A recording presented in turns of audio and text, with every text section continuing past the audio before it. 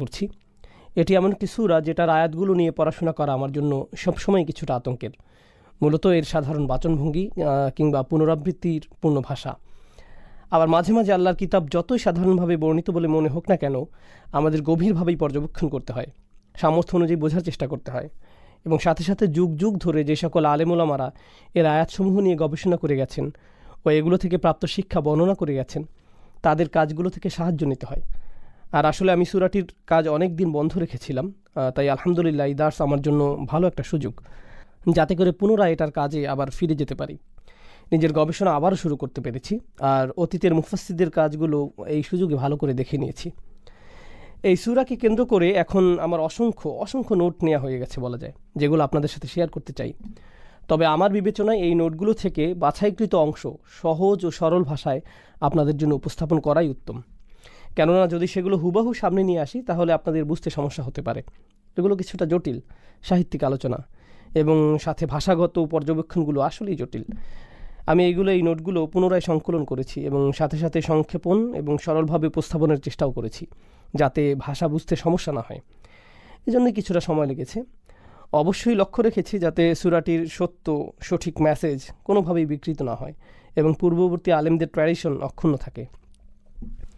তো প্রথমে জেনে নেই এই সূরাটির সাথে এর আগের সূরার সম্পর্ক, অর্থাৎ সূরাতুল কাউসারের সম্পর্ক, যার তাফসির আমরা বিগত সপ্তাহে সম্পন্ন করেছি। সূরা কাউসারে কাফিরদের রাসূলুল্লাহ সাল্লাল্লাহু আলাইহি ওয়াসাল্লামকে অপমান করা নিয়ে আলোচনা করা হয়েছিল। তারা রসুলকে বলেছিল বাতারা মুহাম্মদ। তাদের এই কথাবার্তার জবাব আল্লাহ আযজা ওয়া জাল্লা দিয়েছেন শেষ আয়াতে, ইন্না শানিআকা হুয়াল আবতার। যখন তারা আপনাকে তিরস্কার করেছে, আল্লাহ আযজা ওয়া জাল্লা রাসূলকে সে অধিকার দিয়েছেন যাতে তিনিও তাদের কিছু বলতে পারেন। তবে তাদের অপমান করার পরিবর্তে আল্লাহ তাদের জন্য রাসূলকে যে শব্দটা দিচ্ছেন সেটা হলো আল কাফিরুন। শুরু থেকেই দেখুন, এখানে শুধু ইয়া আইয়ুহাল কাফিরুন বলা হয়নি, বলা হয়েছে উল ইয়া আইয়ুহাল কাফিরুন। মানে রাসূলকে আল্লাহ তাআলা এখন থেকে সরাসরি কাফির বলতে বলেছেন। কাফিররা রাসূলুল্লাহকে যা বলে অপমান করেছিল আবতার, আল্লাহ বিনিময়ে তাদের যা বলতে বললেন আল কাফির।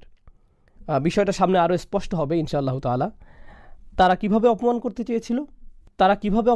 চেয়েছিল আর আল্লাহ কিভাবে করলেন, দুটোর মধ্যে তুলনা।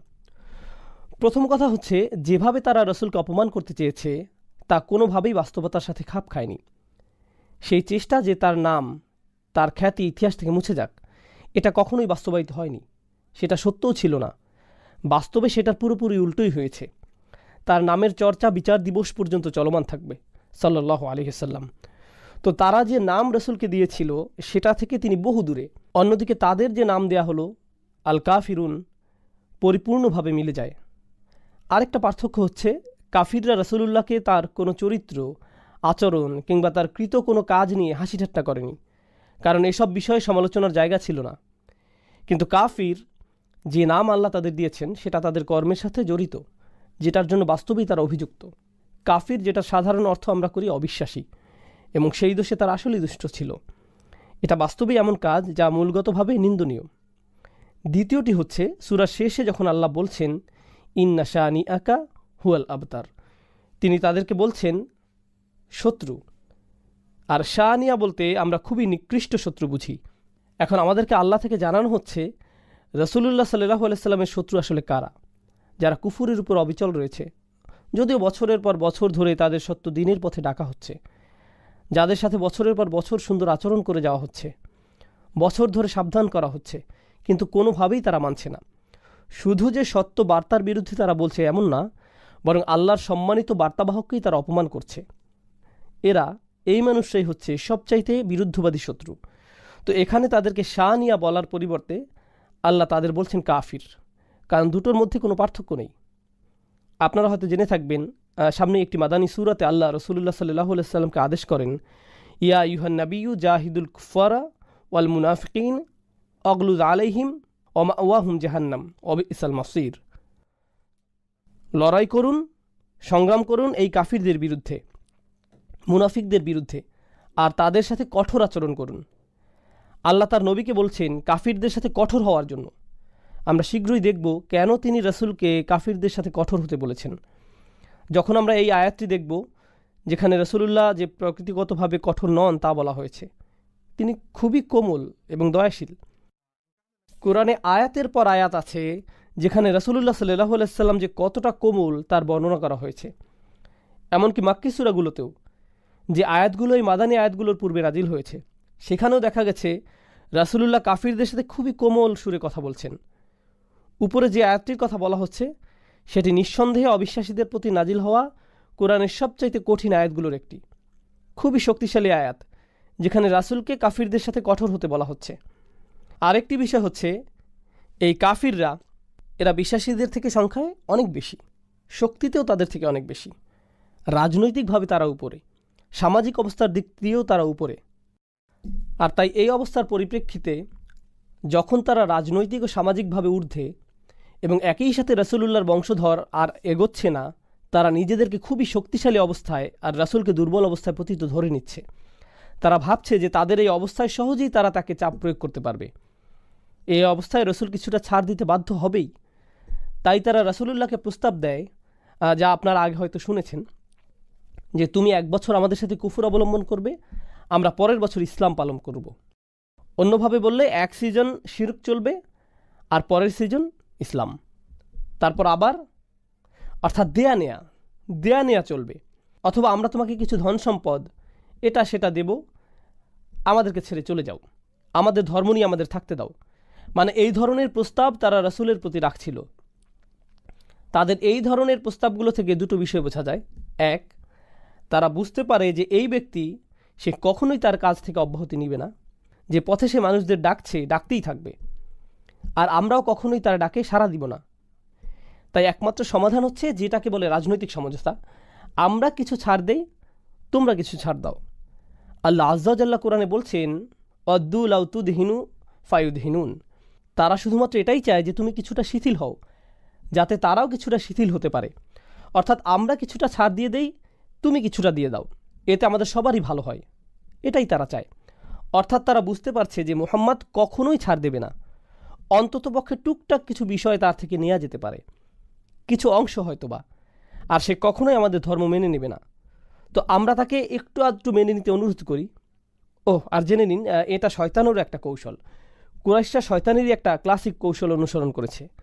আল্লাহ আযজা ওয়া জাল্লা বলেন, ইয়া আইয়ুহাল্লাযীনা আমানু দুখুলু ফিস-সিলমি কাফা ওয়া লা তাত্তাবিউ খুতুওয়াতিশ শাইতান, হে ঈমানদারগণ, যারা বিশ্বাসের দাবি রাখো, পরিপূর্ণ ও যথাযথভাবে ইসলামে প্রবেশ করো, এমন অবস্থায় যে তোমরা শয়তানের পদাঙ্ক অনুসরণ থেকে দূরে। অর্থাৎ ইসলামে প্রবেশ কিন্তু যা পুরোপুরি নয়, সেটা মূলত শয়তানের পদচিহ্নেরই অনুসরণ। শয়তান আপনাদেরকে ইসলাম ছাড়াতে চায় না, সে চায় এর থেকে কিছু অংশ আপনারা ছেড়ে দিন।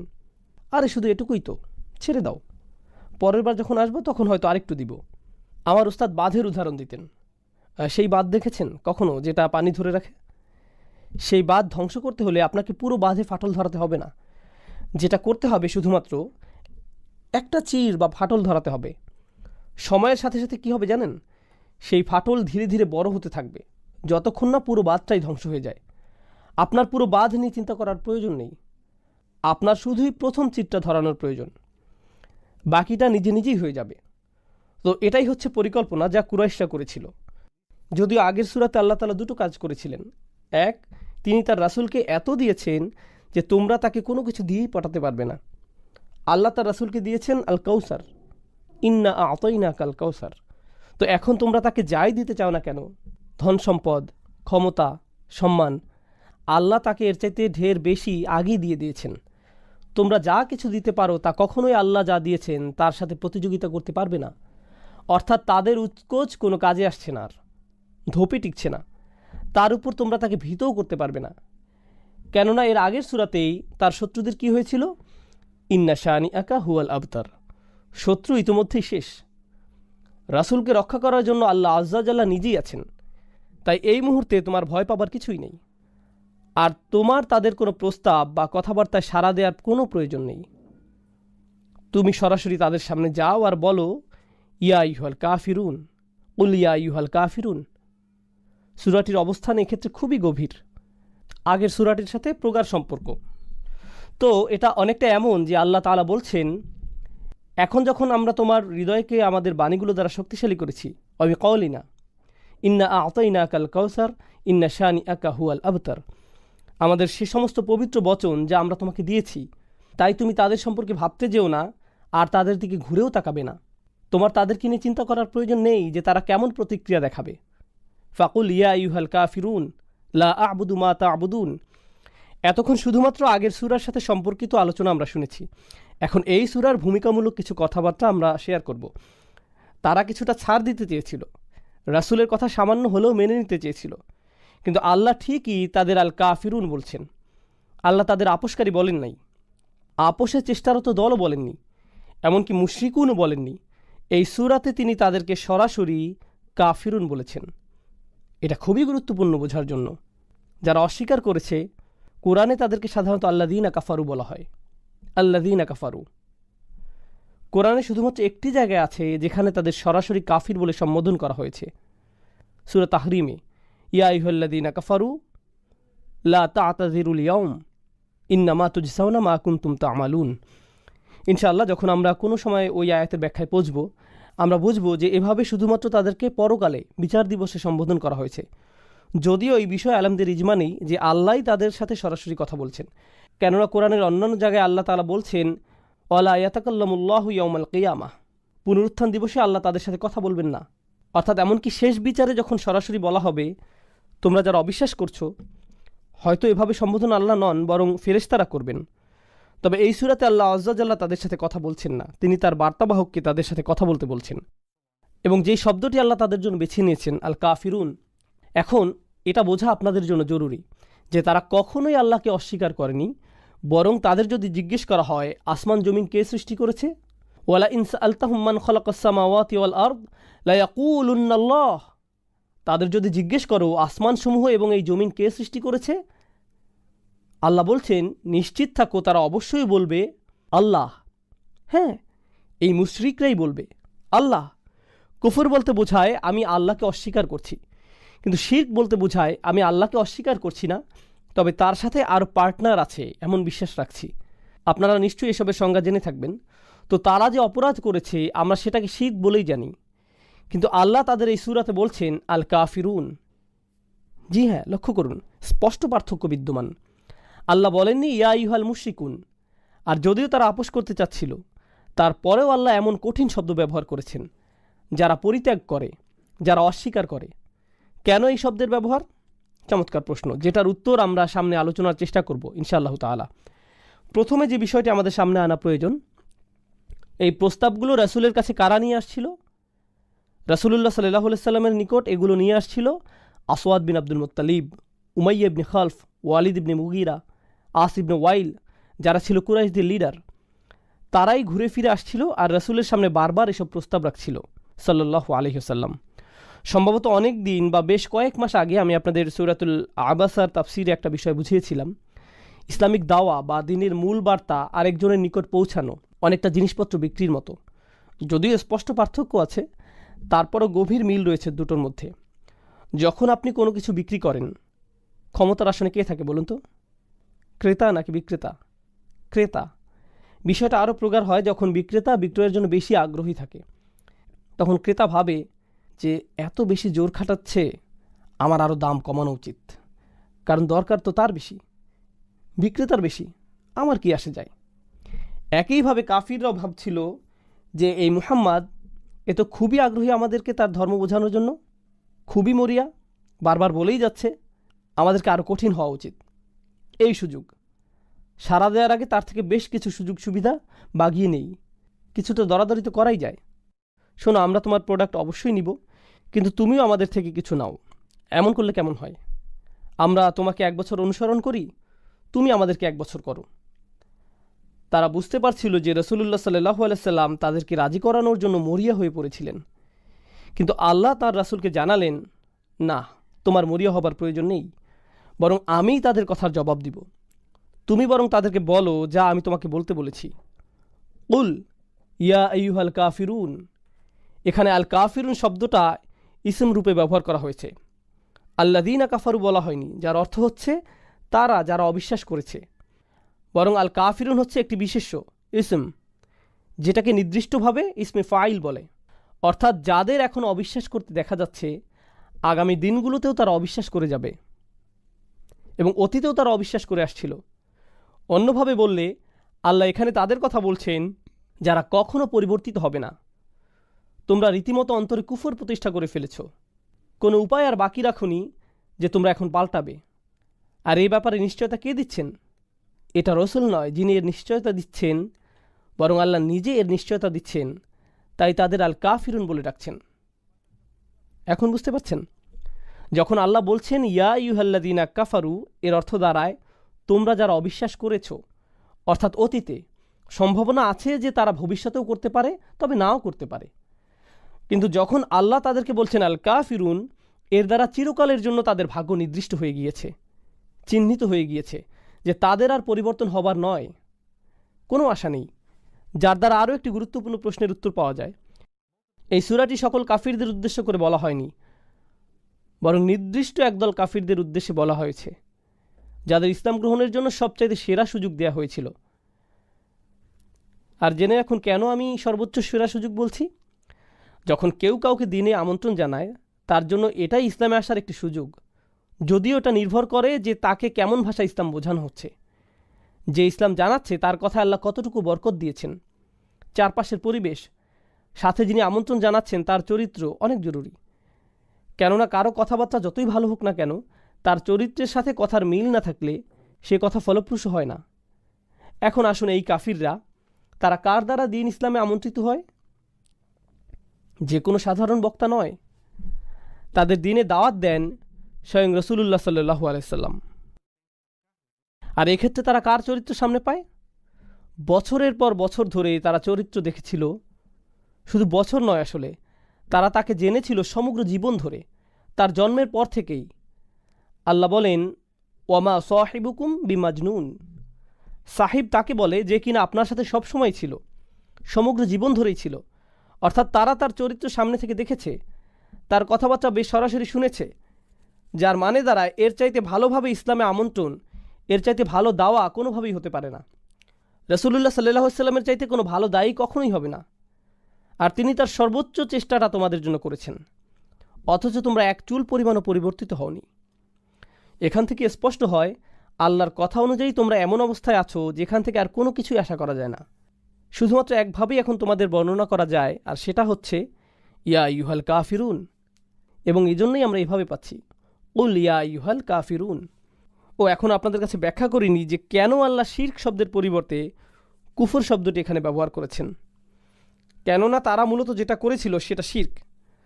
তবে এত বছর ধরে যখন তারা বারবার এই শিরক ছাড়তে অস্বীকার করে যাচ্ছে, এই অস্বীকার, বর্জন, প্রত্যাখ্যান, আপনারা জানেন এই শব্দগুলো কি? কুফর। যখন আপনি এভাবে প্রত্যাখ্যান করছেন, এটাই কুফর। কাফির শব্দের আরেকটি অর্থ হলো, এটা মজার, যখন আল্লাহ কোরআনে কুফর শব্দ ব্যবহার করছেন তখন তিনি কিসের কুফরের কথা বলছেন? কিসের অবিশ্বাস বা অস্বীকারের কথা বলছেন?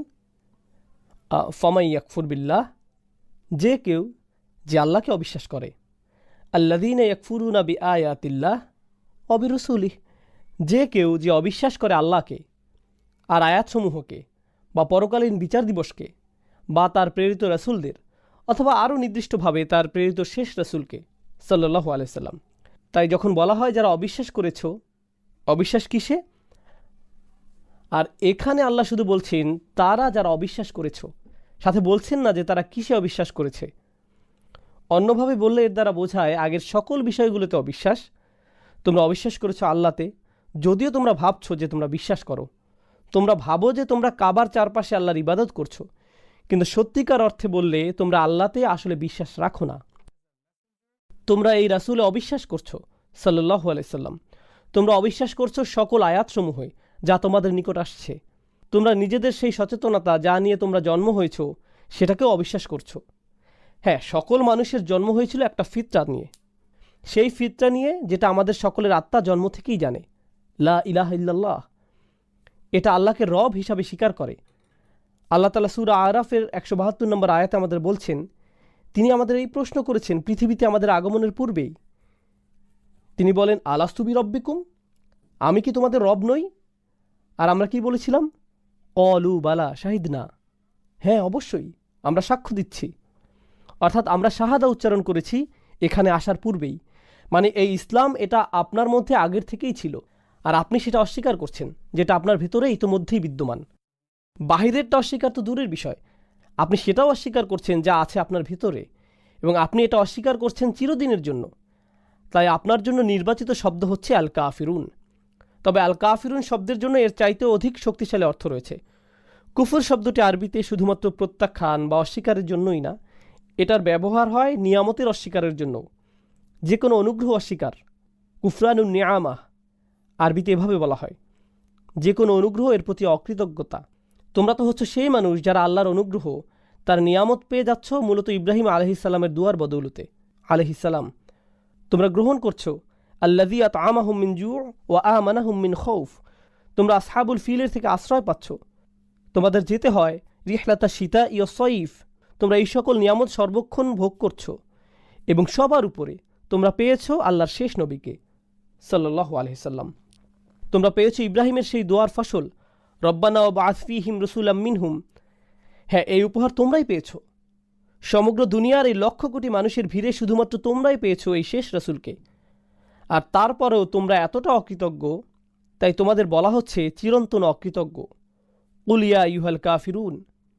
ইমাম রাজি এই সূরার ব্যাখ্যায় বলেন, রাসূলুল্লাহর ব্যক্তিত্ব কোরআনে যেখানে যেখানে আলোচনা করা হয়েছে, আয়াতগুলো কী ছিল? ফাবিমা রহমাতাম মিনাল্লাহি লিনতা লাহুম। এটা আল্লাহর বিশেষ কৃপা যে আপনি তাদের প্রতি সদয় ছিলেন। বিল মুমিনিনা রাউফুর রহিম। বিশ্বাসীদের প্রতি তিনি সর্বদাই স্নেহশীল, দয়ালু। অমা আরসালনাকা ইল্লা রহমাতাল লিল আলামিন। আমরা তোমাকে বিশ্বাসীদের জন্য রহমত ব্যতীত অন্য কিছু করে পাঠাইনি। এমনকি যখন তিনি তাদের সাথে কথাবার্তা বলতেন, সেখানেও শান্ত থাকার কথা বলা হয়েছে। অজাদিল হুম বিল্লাতি হিয়া আহসান। সেখানেও শান্ত থাকার কথা বলা হয়েছে। অজাদিল হুম, আর তাদের সাথে বিতর্ক করো, বিল্লাতি হিয়া আহসান, এমন উপায়ে যেটা উত্তম, খুবই চমৎকার উপায়ে। সাধারণ বিতর্কসমূহ শান্ত বা সুন্দরভাবে হয় না। আপনারা যদি কখনো বিতর্ক দেখে থাকেন, এগুলো কুৎসিত বা নোংরা পর্যায়ে চলে যায়।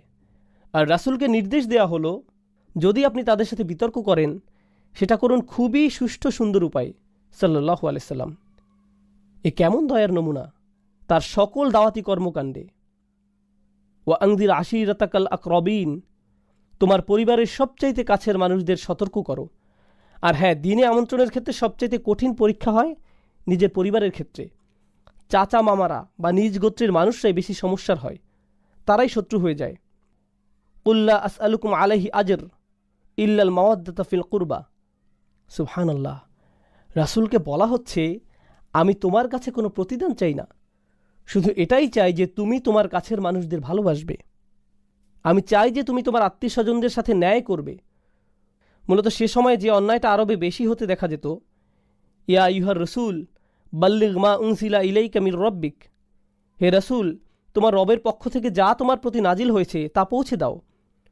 ওয়া ইল্লাম তাফআল, যদি সেটা না করো, ফামা বাল্লাগতা রিসালাতাক, তাহলে তুমি তোমার কাজ সঠিকভাবে করলে না, যে দায়িত্ব দেয়া হয়েছিল সেটা করতে পারলে না।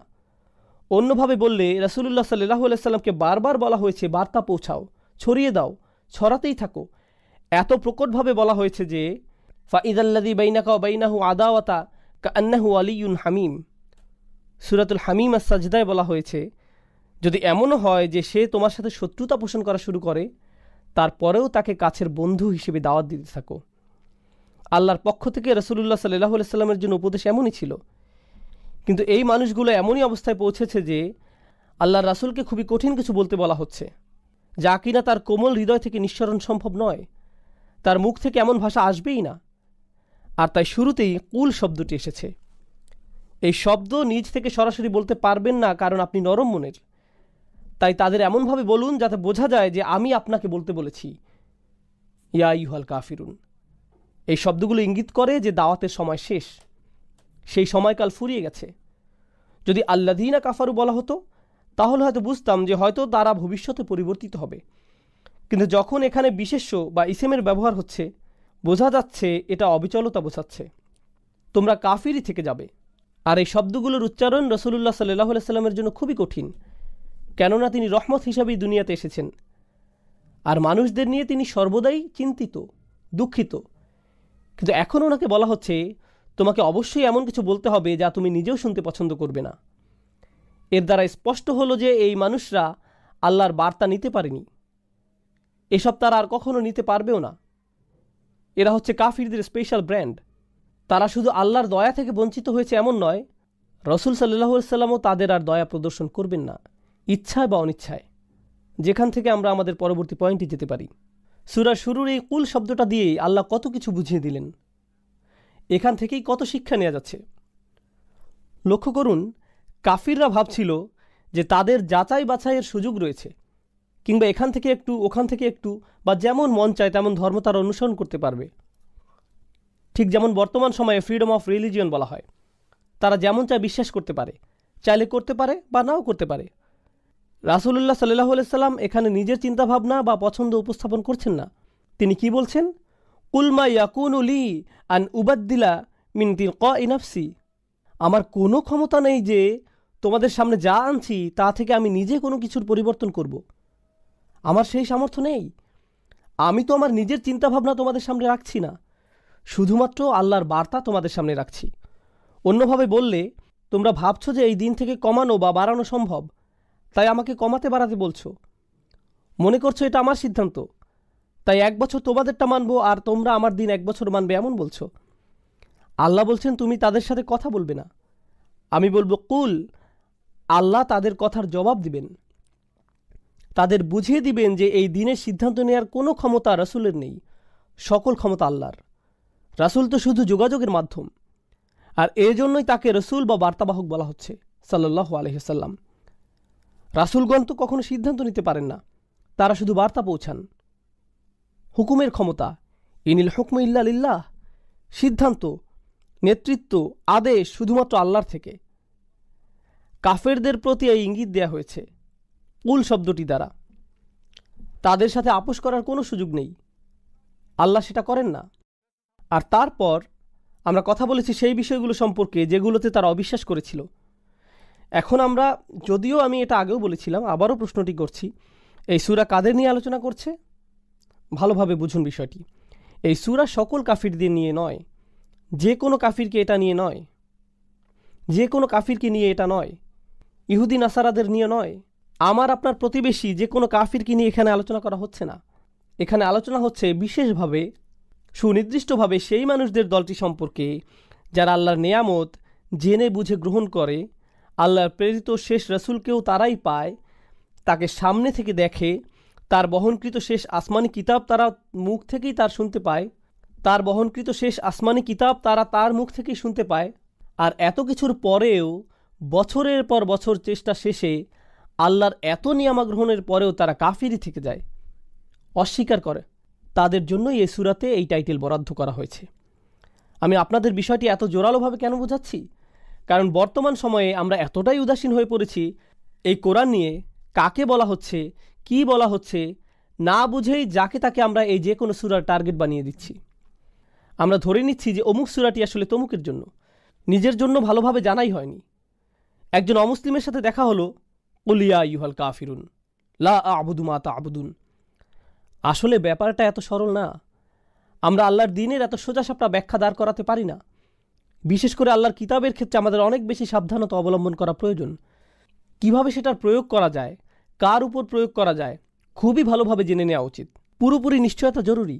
আলেমরা এ ব্যাপারে জোরালোভাবে বলেছেন, মখসুস আল মুখাতিবে কাফারা মখসুস কদ আলিম আল্লাহ মিনহুম ইন্নাহুম কানু লা ইউমিনুন। জামাখশারি, শাওকানিদের মন্তব্য দেখতে পারেন আপনারা চাইলে। এই কাফিররা ছিল নির্দিষ্ট কিছু কাফির, এবং আল্লাহ জানতেন যে এরা কখনোই মানবে না, বিশ্বাস করবে না। অন্যভাবে বললে শুধুমাত্র আল্লাহই জানেন যে তারা ভবিষ্যতেও পরিবর্তিত হবে না। অর্থাৎ আপনার কোনোই অধিকার নেই যে আপনি এই কাফির শব্দটি যত্রতত্র ব্যবহার করেন। চাইলে এই শব্দটি আপনি যে কারো দিকে ছুড়ে দিতে পারেন না। ইনশাআল্লাহ তাআলা সামনে যখন আমরা মাদানী সূরাগুলোতে কিভাবে কারো সমালোচনা করতে হয় সেই বিষয়ে আলোচনা করব, তখন বিষয়টি নিয়ে বিস্তারিত আলোচনা করা যাবে। আচ্ছা, এখানে উল্লেখিত কুফরের প্রেক্ষাপট বলতে আমি আপনাদের শুধুমাত্র একটি কারণ আপনাদের সামনে এনেছি, যেটা হচ্ছে তুমি আমাদের দেবতাদের 1 বছর ইবাদত করো, আমরা তোমার আল্লাহর 1 বছর ইবাদত করব। না'বুদু ইলাহাকা সানাহ ওয়া তা'বুদ ইলাহানা সানাহ। আমরা তোমার ঈশ্বরের 1 বছর ইবাদত করি, আর পরের বছর সবাই একত্রে করব। যাই হোক, যেটা বোঝাতে যাচ্ছি, এখানে তাদের প্রস্তাবনা অনুযায়ী 1 বছর শিরক আর 1 বছর ইসলাম চলুক, এমনটা তারা যাচ্ছে। অর্থাৎ এখানে দুইটি প্রস্তাব আর 2টি প্রত্যাখ্যান দেখা যাচ্ছে। আপনারা হয়তো লক্ষ্য করেছেন সূরাটিতে আয়াতগুলোর কিভাবে পুনরাবৃত্তি হয়েছে। প্রথমে একবার অলা আনতুম আবিদুনা মা আবুদ, তারপর আরেকবার অলা আনতুম আবিদুনা মা আবুদ। 2টি প্রস্তাব করা হয়েছিল, দুটোই প্রত্যাখ্যিত হয়েছে। ভাষাগতভাবে এই সূরাতেই সেটি দেখানো হয়েছে। যেহেতু তারা 2টি প্রস্তাব করেছিল, 2টি প্রত্যাখ্যান আসলো। অন্যভাবে বললে তারা প্রথমে একটি প্রস্তাব নিয়ে এসেছে, বাতিল করা হয়েছে, পরে আরেকটি নিয়ে এসেছে, সেটিও বাতিল করা হয়েছে। সুবহানাল্লাহ। এটা এমন না যে কোনো কারণ ছাড়াই এই পুনরাবৃত্তি। আমরা আয়াতের এই পুনরাবৃত্তির সুবিধাগুলো নিয়ে আরও সামনে জানব যত আমাদের আলোচনা অগ্রসর হবে। এখানে আরও চমৎকার বিষয় হচ্ছে রাসূলুল্লাহ সাল্লাল্লাহু আলাইহি সাল্লাম কীভাবে এই আয়াতগুলো সামনে এনেছেন। এটা একটা মাক্কি সূরা।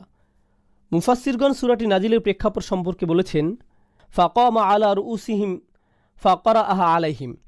তিনি বলতে গেলে তাদের মাথার উপরে দাঁড়িয়ে গেলেন, সরাসরি তাদের একেবারে নিকটে চলে আসলেন, যেখানে কুরাইশদের লিডারগণ ছোটোখাটো একটা মিটিংয়ে ছিল। হেঁটে তাদের সামনে আসলেন আর বললেন, ইয়া আইয়ুহাল কাফিরুন। আপনারা বুঝতে পারছেন এর দ্বারা কি বোঝা যাচ্ছে? তিনি তাদের হে আমার গোত্রের মানুষ বা হে কুরাইশ এভাবে ডাকেননি, কিংবা হে মক্কাবাসীরা এভাবেও ডাকেননি। তিনি বলছেন ইয়া আইয়ুহাল কাফিরুন। অন্যভাবে বললে, তোমরা আমাকে পরিত্যাগ করেছো আর আমি তোমাদের পরিত্যাগ করছি।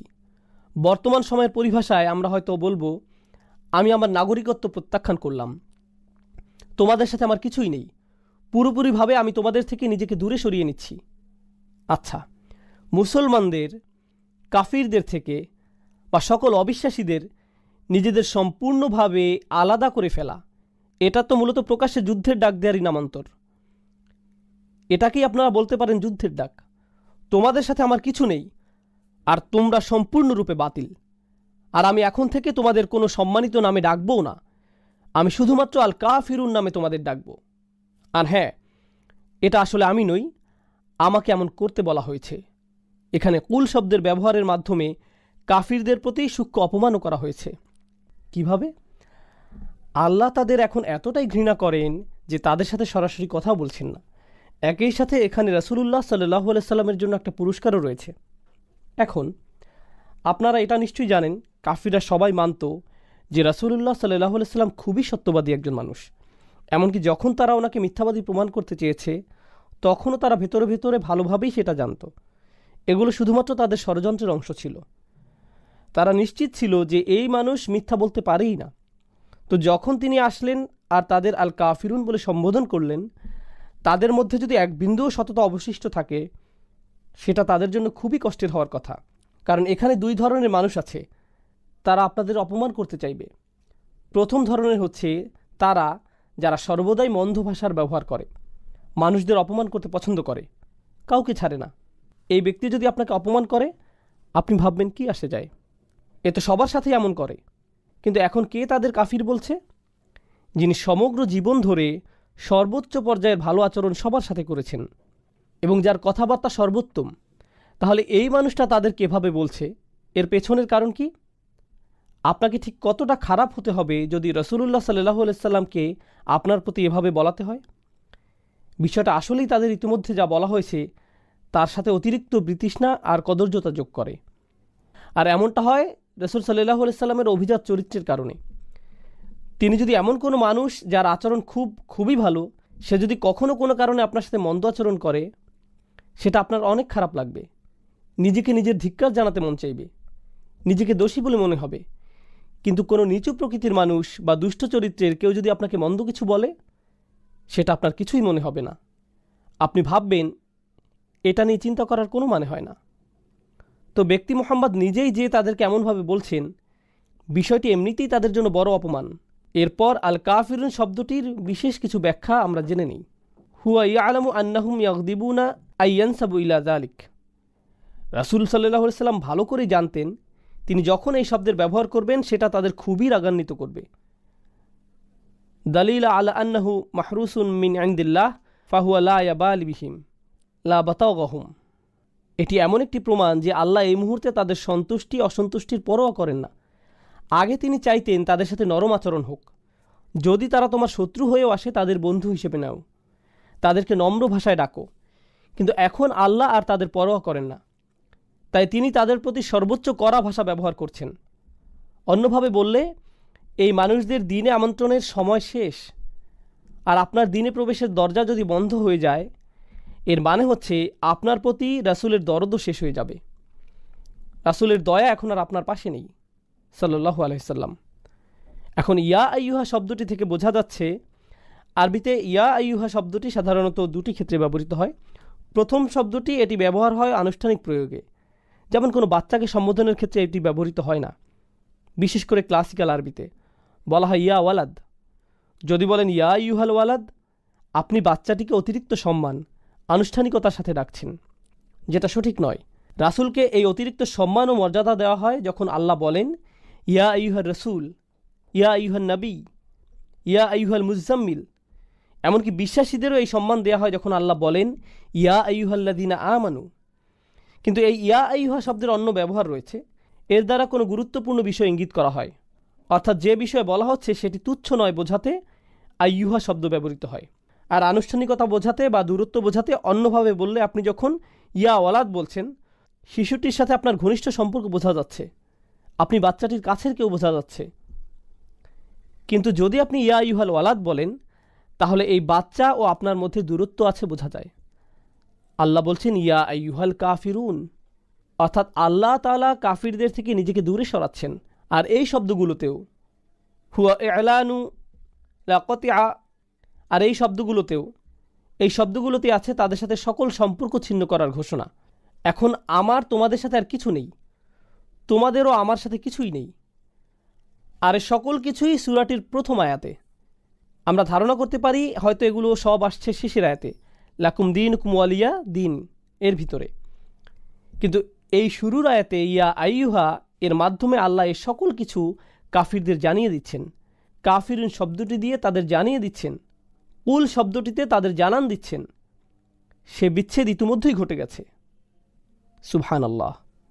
অন্যভাবে যখন আল্লাহ বলছেন তাদের বলুন ইয়া আইয়ুহাল কাফিরুন, আল্লাহর চয়নকৃত এই ভাষাই প্রকাশ করে দেয় আল্লাহ তাআলা কতটা বিরক্ত তাদের উপর যখন তারা তাদের এই প্রস্তাব নিয়ে আসে।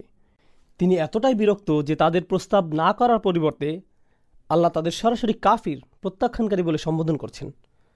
বলতে গেলে এগুলো প্রায় আল্লাহর অভিশাপ যা তিনি তাদের প্রতি করছেন। তো এই ছিল আল্লাহর ক্রোধ যা আয়াতের এই শব্দগুলো দ্বারা প্রকাশ পায়। আমরা পরের আয়াতের আলোচনা শুরু করছি। এই আয়াতটি ভালোভাবে বুঝতে হলে আমাদেরকে আরও দুইটি বিষয় জেনে নিতে হবে। প্রথমটি হচ্ছে ইবাদা। আমি এ ব্যাপারে খুব সংক্ষেপে বলবো, কেননা এই সম্পর্কে অন্যান্য জায়গায় অনেকবার বলেছি। এখানে সংক্ষেপে আগেরগুলোই মনে করিয়ে দিচ্ছি।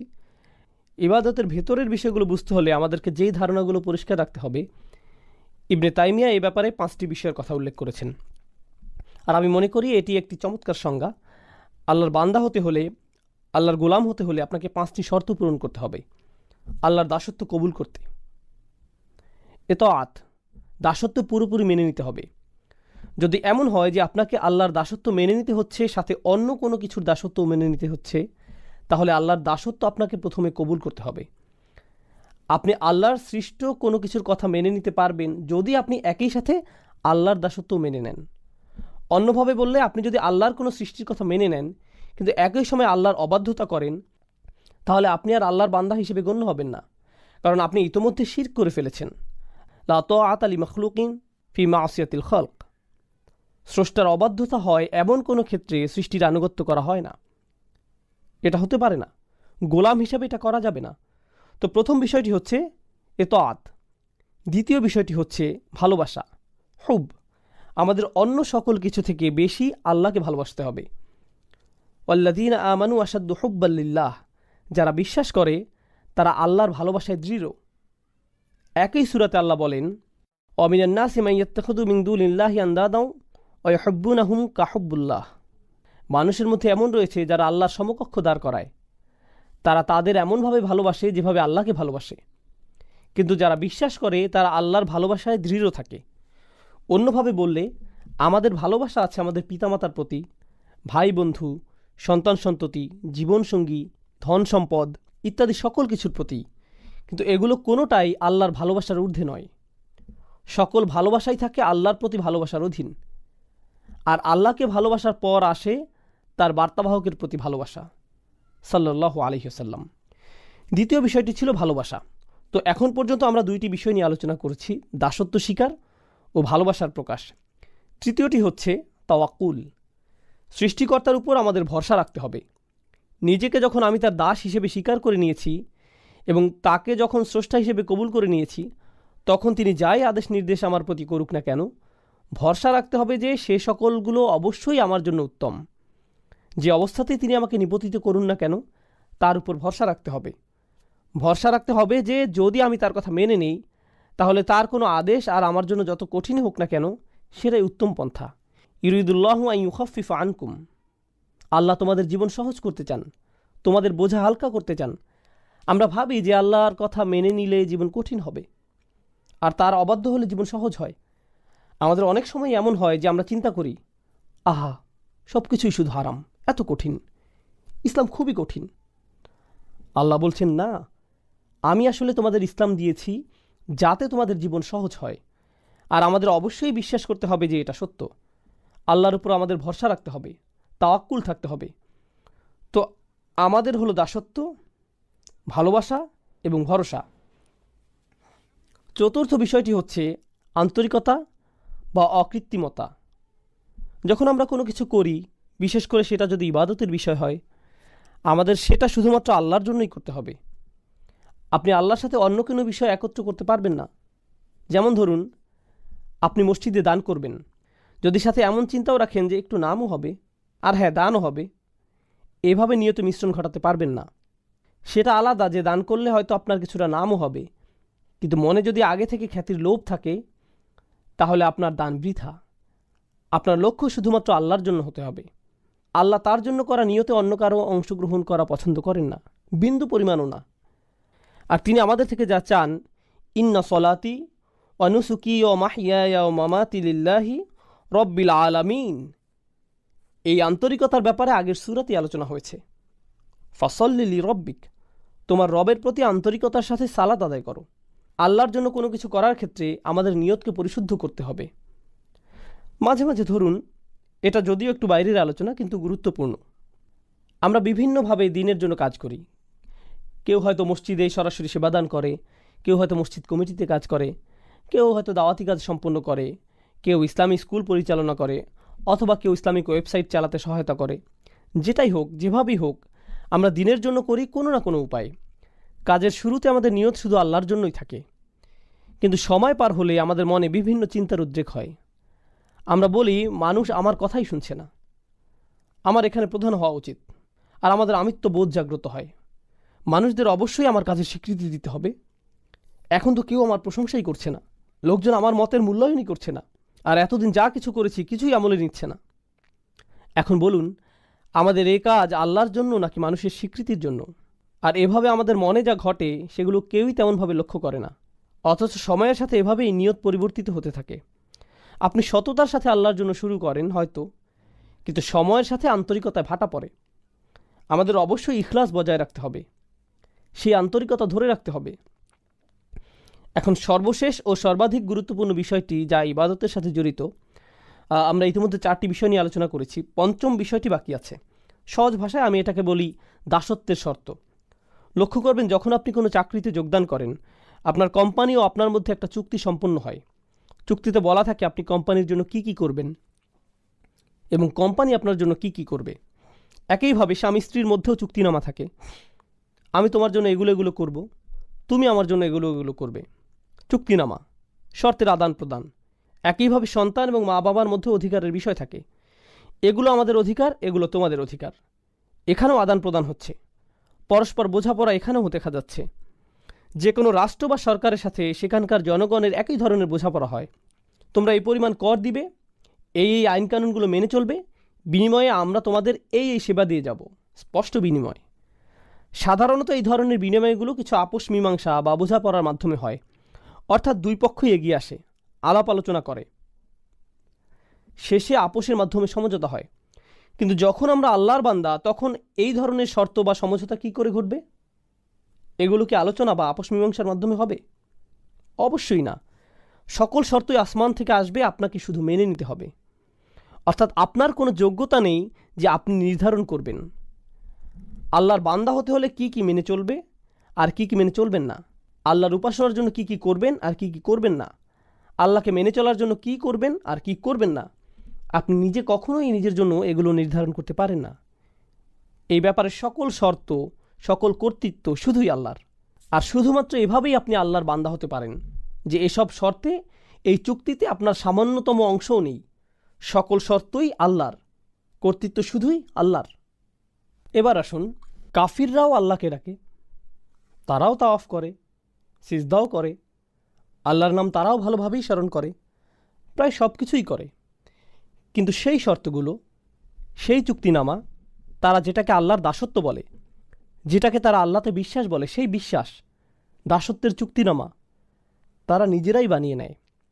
কিন্তু আল্লাহ বলছেন, তোমরা যদি নিজেদের মন মতো এই শর্তসমূহ বানিয়ে নাও, সেটা গ্রহণযোগ্য না। এগুলো শুধু তখনই গ্রহণ করা হবে যদি তা কেবল আমার পক্ষ থেকেই আসে। আর সেই শর্তসমূহ যা তার থেকে আসে, সেগুলো মূলত তাই যা নবী রাসূলগণ নিয়ে আসেন। বুঝতে পারছেন? তাই এসব শর্তাবলী, এগুলো খুবই গুরুত্বপূর্ণ। আপনাকে একদিন কেউ বলল, জানো, আমি সৃষ্টিকর্তাকে খুবই ভালোবাসি, আমি প্রায়ই তার উপাসনা করি, প্রার্থনা করি। আসলে আপনি করেন না। আপনি করেন না, কেননা আপনি যদি সৃষ্টিকর্তার প্রার্থনা করেন নিজের মন মতো করে, তাহলে কিভাবে আপনি তার গোলাম হবেন? যখন আপনি সৃষ্টিকর্তার প্রার্থনা করবেন এমনভাবে, ঠিক যেমনভাবে তিনি আপনার নিকট আশা করেন, এটাকে সৃষ্টিকর্তার সঠিক উপাসনা বলা যায়। শর্তগুলোর সংজ্ঞা কেবল আল্লাহর পক্ষ থেকেই আসতে পারে। আল্লাহতে বিশ্বাসের অর্থ আসলে কি কি? আল্লাহকে মেনে চলার অর্থ কি? আল্লাহর ইবাদত করার অর্থটাই বা কী?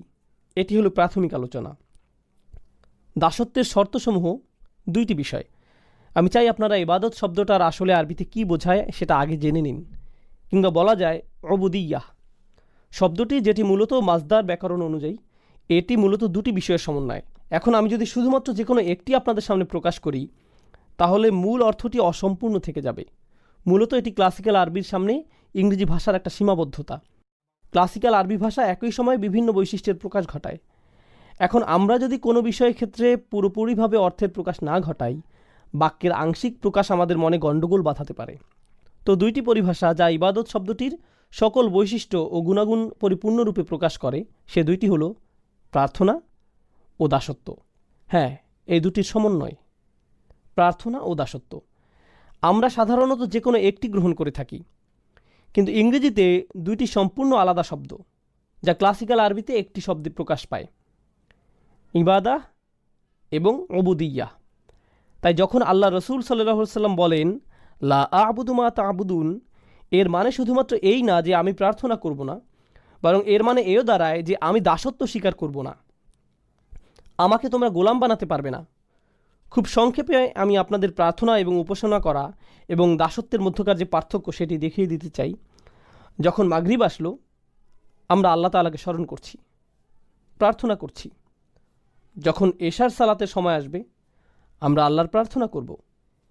কিন্তু এই দুই নামাজের মাঝখানের সময়ে আমরা কি করি? এই দুই নামাজের মাঝখানে যখন আমরা ছিলাম, এই দুই নামাজের মাঝখানে আমরা ছিলাম আল্লাহর দাস। যখন আপনি ঘুমাচ্ছিলেন, তখন আপনি প্রার্থনা করছিলেন না, কিন্তু ঠিকই আপনি ছিলেন তখন আল্লাহর দাস।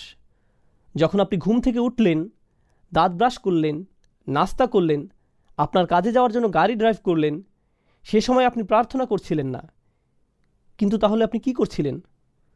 যদিও হয়তো এ সময় আপনি কোরআন তেলাওয়াত করছিলেন না বা কোনো জিকির আজকার করছিলেন না, কিন্তু ঠিকই এই সময় আল্লাহর দাসই ছিলেন।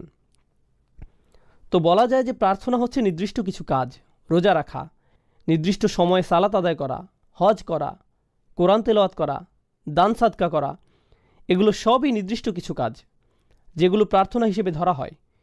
কিন্তু একজন দাস, একজন গোলাম, সে সর্বদাই আল্লাহর গোলাম, যদিও সে এই ধরনের কাজগুলো করে বা না করে। এই ধারণাটি আসলে খুবই শক্তিশালী, কেননা এর মানে দাঁড়ায় আমাদেরকে ঠিক সেভাবে জীবনযাপন করতে হবে যেভাবে আল্লাহ তাআলা চান। শুধুমাত্র জুমার নামাজে বা অন্য কোনো নামাজে আল্লাহকে মানবেন, আর অন্য সময় মানবেন না, সেটা চলবে না। নামাজগুলোর মধ্যকার সময়ে আমরা আল্লাহর বান্দাই। হাফিজু আলা সলাওয়াত ওয়াস সলাতুল উস্তা। আলেমদের মধ্যে অনেকে বলেন এখানে সলাতুল উস্তা বলতে নামাজগুলোর মধ্যকার সময়ের কথা বলা হয়েছে। এই সময়ে আল্লাহর সাথে আমাদের কানেক্ট থাকতে হবে, এই সময়ে আল্লাহর সাথে আমাদের সম্পর্ক থাকতে হবে, আমাদের আল্লাহর প্রার্থনা করতে হবে, একই সাথে আল্লাহর দাসত্ব মেনে নিতে হবে। এখন আমরা হয়তো অনেকেই আল্লাহর প্রার্থনা ঠিকভাবেই করি, কিন্তু দাসত্বের ক্ষেত্রে, যেমন হয়তো আপনি আসরে নামাজ পড়েছেন, কিন্তু এখন ভাবছেন সময় তো আছে, একটু মুভি দেখা যায়। মাগরিব চলে আসলো, হ্যাঁ মাগরিবের নামাজেও চলে আসছেন, কিন্তু এভাবে আপনি শুধু প্রার্থনা করছেন, দাসত্বের শর্তে টিকছেন না, আল্লাহর বান্দা হতে পারছেন না। কার হয়তো একটি মদের দোকান আছে, কিন্তু সে 5 ওয়াক্ত নামাজ পড়ছে মসজিদে গিয়ে। তো এখান থেকে সহজে বোঝা যায় যে সে আল্লাহর প্রার্থনা সঠিকভাবে করছে, কিন্তু আল্লাহকে মানছে না, কোনোভাবেই সে আল্লাহর বান্দা নয়। তাই সমস্যা হয়ে যায় আমাদের এই ইংরেজি অনুবাদগুলোর কারণে। এই অনুবাদগুলো দেখে আমাদের মনে হয়, যাক অন্ততপক্ষে আল্লাহর প্রার্থনা তো সঠিকভাবে করছি, আমার কাজ তো হয়ে গেল। না না, আপনি আল্লাহর প্রার্থনা করছেন, কিন্তু আপনি আল্লাহর বান্দা নন। প্রার্থনা করা হচ্ছে একটি অংশ, দাসত্ব হচ্ছে অপর অংশ, এবং ইবাদা এই দুইটি অংশ নিয়ে গঠিত, শুধু একটিতে হবার নয়। এখন আরবদের ব্যাপারটি লক্ষ্য করুন। আরবদের দুটি সমস্যা ছিল। প্রথমটি হচ্ছে তারা আল্লাহর প্রার্থনায় বিমুখ ছিল, তবে এর চাইতে বড় সমস্যা, তারা আল্লাহর দাসত্ব মেনে নিতে রাজি ছিল না। এই সূরাটি এই দুইটি সমস্যা নিয়ে আলোচনা করছে। আমাদের এই সমস্যা দুটি স্পষ্টভাবে চিহ্নিত করে নিতে হবে। যখন তারা আল্লাহর সামনে মাথা নত করতে এবং অন্য সকল উপাস্য থেকে মুখ ফিরিয়ে নিতে অস্বীকার করে, তখন সেটা তাদের কোন সমস্যা? প্রার্থনাগত সমস্যা নাকি দাসত্বের সমস্যা? অবশ্যই এটি তাদের প্রার্থনাগত একটি সমস্যা। কিন্তু যখন তারা ইয়াতিমদের দূরে ঠেলে দেয়, যখন তারা নারী শিশুদের হত্যা করতে বিরত থাকে না, যখন তারা গরিব দুঃখীদের দিকে ফিরেও তাকায় না, যখন তারা ন্যায় বিচার থেকে নিজেদের দূরে সরিয়ে নেয়, যখন তারা বিনা অপরাধে মানুষ হত্যা করে, যখন তারা কৃতদাসদের উপর অমানবিক অত্যাচার করে, তখন তারা আসলে কিসের সাক্ষ্যদান করে? তারা মূলত আল্লাহর দাসত্বকে প্রত্যাখ্যান করে। আল্লাহর বান্দার ন্যায় জীবনযাপন তারা কোনো আগ্রহ দেখায় না। আপনি আল্লাহর বান্দা মানে আপনি আল্লাহর উপাসনা করেন এবং তার সাথে তার দাসের ন্যায় জীবনযাপন করেন, দুইটি বিষয়। এখন আয়াতটি আমরা ভালোভাবে বুঝব। লা আ'বুদু মা তা'বুদুন। এখানে লা আ'বুদু অর্থাৎ আমি দাসত্ব করব না এবং আমি প্রার্থনা করব না, যার ইবাদত তোমরা করছো। আমাদের বুঝতে হবে এই আয়াতে আল্লাহ রসুলকে বলা হয়েছে কাফিররা কিসের প্রার্থনা করত আর তারা কার দাসত্ব করত সে ব্যাপারে কথা বলতে।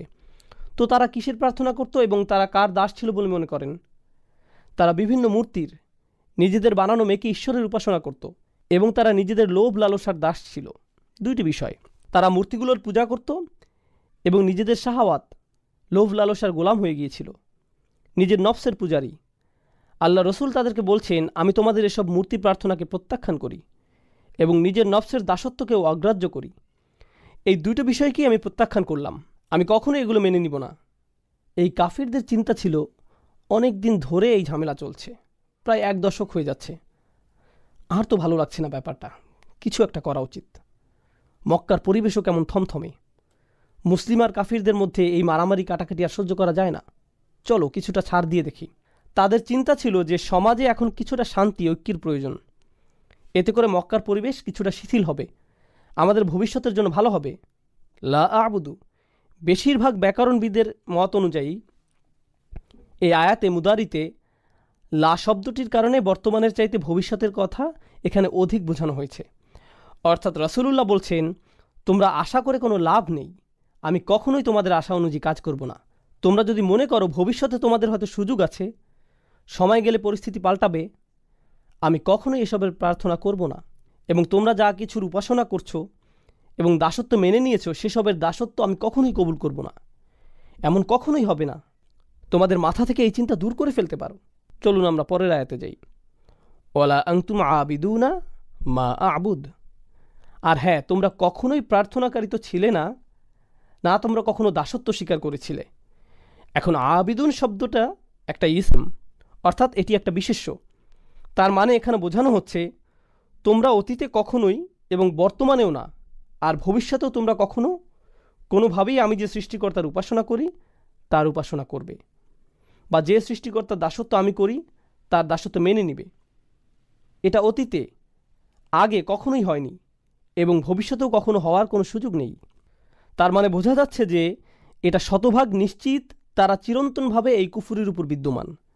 এখন আপনারা যদি এই আয়াতটি ভালোভাবে বুঝে নিতে চান, কেন আল্লাহ বললেন যে তারা তাদের কুফুরির উপরই বিদ্যমান থাকবে, কেন তারা কখনোই মানবে না, কুরাইশদের এই নির্দিষ্ট কিছু নেতাদের কেন আল্লাহ এভাবে অভিশপ্ত করলেন, সেটার উত্তরটি কোরআনের অন্য এক স্থানে আমরা পাই।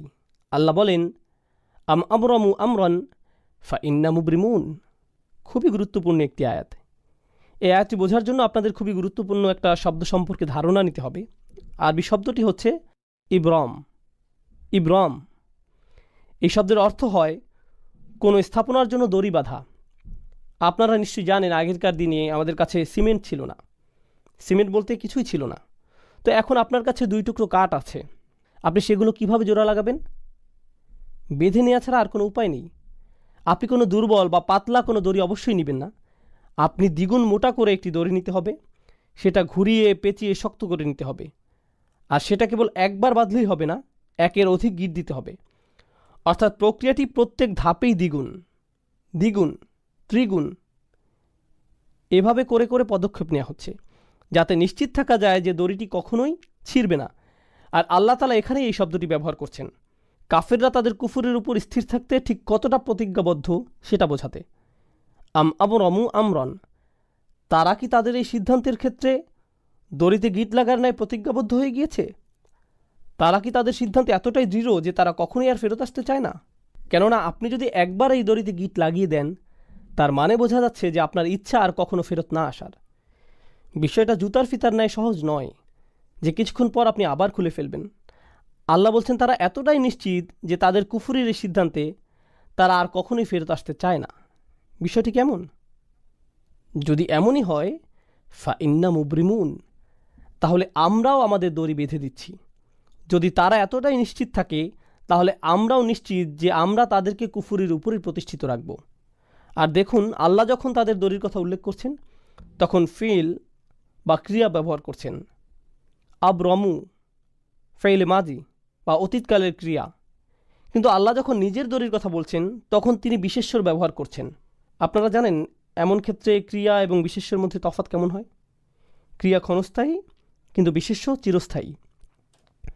অর্থাৎ তারা আজ যতই নিশ্চিত থাকুক যে তারা সেই দড়ির গিট খুলবেই না এবং ঈমান আনবে না, বিচার দিবসে যখন তারা নিজেদের কর্মফলের সম্মুখীন হবে, আপনারা জানেন কি হবে, তাই না? রুবামা ইয়াউদ্দুল্লাযীনা কাফারু লাউ কানু মুসলিমিন। হয়তো অবিশ্বাসীরা চাইবে সেদিন মুসলিম হতে, তারা চাইবে তাদের সেই গিট, সেই দড়ি যাতে কোনো মতে একটু খোলা হয়। কিন্তু অনেক দেরি হয়ে গেছে, অনেক সময় চলে গিয়েছে। তাই আল্লাহ বলছেন, ফা ইন্না মুবরিমুন, আমার বাঁধন তো চিরদিনের জন্য। বিশেষের ব্যবহার হয়েছে এখানে, অর্থাৎ সমাপ্তি ঘটে গেছে, শেষ। আর কাফিরদের ক্ষেত্রে বলা হচ্ছিল সংশয় আকারে, তারা কি আসলেই এভাবে দড়িতে গিট লাগাতে যাচ্ছে? সত্য কি? কিন্তু এখানে কোনো সংশয় নেই, এটাই সত্য। আল্লাহ বলছেন আল কাফিরুন, তাহলেই এটাই হবে। অন্যভাবে বললে, তারা তাদের সিদ্ধান্ত স্থির করে ফেলেছিল, তাই আল্লাহ তাআলাও তার সিদ্ধান্ত নিয়েছেন। অবাক হওয়ার কিছু নেই। তোমরা কখনোই সেই সত্তার প্রার্থনা করনি যার প্রার্থনা আমি করেছি। মনে করো না যে আমার নবুয়তের পূর্বে তোমাদের আর আমার বিশ্বাস একই ছিল। না না না, কখনোই না।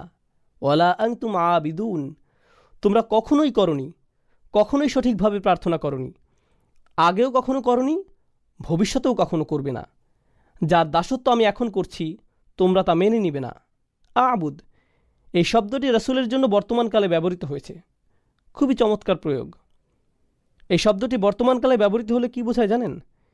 তিনি তার অতীত বোঝাননি, তিনি শুধুমাত্র তার ভবিষ্যৎ নিয়ে বলেছেন। আর এটি খুবই চমৎকার কেন জানেন? কারণ তিনি কখনোই শিরক করেননি। রাসূলুল্লাহ সাল্লাল্লাহু আলাইহি ওয়াসাল্লাম কখনোই শিরক করেননি, সেটা আমরা জানি। কিন্তু সত্যিকার অর্থেই তিনি আল্লাহর বান্দা তখন হলেন যখন আল্লাহর পক্ষ থেকে তার নিকট ওহী আসা শুরু হলো। তিনি সত্য খুঁজে ফিরছিলেন, সর্বক্ষণ চিন্তায় পেরেশানিতে মগ্ন ছিলেন। ওয়াজাদাকা দাল্লান ফাহাদা, আমরা তোমাকে অন্বেষণ করতে দেখেছি, এবং পথ প্রদর্শন করেছি। কিসের পথ দেখানোর কথা বলা হচ্ছে? দাসত্ব কবুলের পথ। হেদায়েত ও দাসত্ব একই পথের পথিক। ইয়াকা না'বুদু ওয়া ইয়াকা নাস্তাঈন। তারপরে কি আসছে? ইহদিনা, অর্থাৎ হেদায়েত। তো রাসূল সাল্লাল্লাহু আলাইহি সাল্লাম বলছেন, এখন আমি সত্যিকার অর্থে দাসত্ব খুঁজে পেয়েছি। তবে তার মানে এই না যে তোমরা মনে করবে পূর্বে আমি তোমাদের ধর্মবিশ্বাসী ছিলাম। না না, সেটা কখনোই ঘটেনি। তাই তোমাদের এ ব্যাপারে বিভ্রান্ত হওয়া উচিত নয়। আর এখানে খুবই শক্তিশালী শিক্ষা যেটা পাওয়া যায় সেটা হচ্ছে, যদি তোমরা জানো যে আমি কখনোই তোমাদের বিশ্বাস গ্রহণ করব না এবং আমিও জানি যে তোমরা আমার বিশ্বাস কখনো গ্রহণ করবে না, তার মানে এখান থেকে সহজেই বোঝা যায় যে আমাদের রাস্তা ভিন্ন। তাই বলা যায় এই দুইটি আয়াত এখানে ভবিষ্যৎ নিয়ে আলোচনা করছে। হ্যাঁ, অতীতের তুলনায় এখানে ভবিষ্যতের দিকে ফোকাস করা হচ্ছে। আমি কোনো কিছু ছাড় দিব না এবং তোমরাও কোনো কিছুতেই ছাড় দিবে না বলে মনে হচ্ছে। আল্লাহর উপাসনা তোমরা করবে না এবং তার দাসত্ব তোমরা মানবে না। অলা আনা আবিদুম মা আবাদতুম। এখন আমরা অতীতে ফিরে যাচ্ছি। আগের দুইটি আয়াত ছিল ভবিষ্যতের জন্য, এখনকার দুটি আয়াত অতীতের জন্য। অলা আনা আবিদুন, আমি কোনো প্রার্থনাকারী নই, অর্থাৎ আমি কখনোই দাসত্ব স্বীকার করিনি। মা আবাদতুম, যার উপাসনা তোমরা করছো। ভেবো না যে তোমাদের প্রভুই আমার প্রভু, আর এভাবে ভেবো না যে আমার প্রভু তোমাদের প্রভু। এমনকি আমি পূর্বেও যে প্রভুর প্রার্থনা করতাম সেটাও তোমাদের প্রভু ছিল না। ওহী লাভের পূর্বেও আমি তোমাদের প্রভুর প্রার্থনা করিনি। সে সময় যেসব বিষয়ের মূল্য ছিল না আমার কাছে, তোমরা আশা করছো যে এখন নবুয়তের পরে, ওহী আগমনের পর আমি সেই বিষয়টির মূল্যায়ন করব। তোমরা চাও যে এখন আমি কিছুটা ছাড় দেই। অতীতেও যেখানে আমি কখনো শিরক করিনি, সেখানে এখন ওহী আসার পর এটা তো অসম্ভব। তো এখানে কোনো সুযোগ নেই যে আমি কিছুটা ছাড় দেই। ওয়ালা আনা আবিদুম মা আবাদতুম, যেটার উপাসনা তোমরা করছো সেটা তো আমি প্রথম থেকেই করিনি। এখন এটিকে অতীতের সাথে মিলিয়ে নিন। ওয়ালা আনতুম আবিদুনা মা আবুদ। এখন এখানে কিছু বিষয় আমাদেরকে স্পষ্ট করে নিতে হবে। পূর্বে রিপিটেশনের কথা আমরা বলেছিলাম। প্রথম ওয়ালা আনতুম আবিদুনা মা আবুদ ছিল ভবিষ্যতের জন্য, কিন্তু দ্বিতীয়বার যখন বলা হলো এটি অতীতের জন্য। একটি ছিল এক বিষয়ে ছাড় দেওয়ার জন্য এবং অপরটি অপর বিষয়ে ছাড় দেওয়ার জন্য। এই আয়াতটি পুনরায় আসার কারণ আমরা ইতিমধ্যে বুঝে নিয়েছি। তৃতীয় আরেকটি উপায় যেভাবে আয়াতটির পুনরাবৃত্তির কারণ বোঝা যায়, যখন আপনি কোথাও যান আর কারো বিরুদ্ধে শত্রুতা পোষণ করেন, আপনি তখন খুবই কঠিন ভাষা ব্যবহার করেন আর কারোর সাথে কঠোর আচরণের জন্য একই ধরনের কিছু কথা বারবার বলার প্রয়োজন হয়। ঘৃণা করি, আমি তোমাকে ঘৃণা করি, মেরে ফেলবো, আমি তোমাকে মেরে ফেলবো। একই কথা পুনরায় বলে আপনি কি বোঝাতে চাচ্ছেন? এখান থেকে আপনার রাগান্বিত অবস্থায় স্পষ্ট হয়। এখান থেকে বোঝা যায়, শুনেছ আমার কথা, বুঝেছ, আমি কোথাও যাচ্ছি না, আজ শেষ করেই ছাড়ব। এভাবে পুনঃ পুনঃ বলা এটি রসুলের বলার ভঙ্গি। আল্লাহ রসুলকে শিখিয়ে দিচ্ছেন যে তাদের বুঝিয়ে দাও, ভালোভাবে আলোচনা করে নাও, তারা সঠিক অর্থে যেন বুঝে নেয়। যদি তারা প্রথমবার না বুঝে তাদেরকে আবার বলো। এটি মূলত খুবই কঠিনভাবে বলার একটি মাধ্যম। অলা আনতুম আবিদুনা মা আবুদ। এখন এখানে মা শব্দটি খুবই গুরুত্বপূর্ণ। আল্লাহ এখানে বলেননি অলা আনতুম আবিদুনা মান আবুদ, আর তুমি তার উপাসনা করো না যার উপাসনা আমি করি। আয়াতি বলেননি আমি যার উপাসনা করি, বরং বলেছেন আমি যেসবের উপাসনা করি। কিন্তু মা শব্দটি আমরা জানি প্রাণীবাচক শব্দের ক্ষেত্রে ব্যবহৃত হয় না, এটি ব্যবহৃত হয় অপ্রাণীবাচক শব্দের ক্ষেত্রে। মান শব্দের ব্যবহার হয়ে থাকে প্রাণীবাচক শব্দের ক্ষেত্রে। তাই এই বর্ণনা কিছুটা বিভ্রান্তির সৃষ্টি করে। কিভাবে আমি যার উপাসনা করি বলার পরিবর্তে আমি যেসবের উপাসনা করি বলা সম্ভব? এখন আমি উপাসনা বা প্রার্থনা শব্দটি সাধারণ অর্থে ব্যবহার করছি। আপনারা এখন উপাসনা ও দাসত্ব আলাদাভাবে কোনটা কি বোঝায় জানেন, কিন্তু আমি এখানে সাধারণ অর্থে ব্যবহার করছি। আল্লাহ তার রাসূলকে আমি যার প্রার্থনা করি বলতে না বলে দুইবার আমি যেসবের প্রার্থনা করি বলতে বললেন।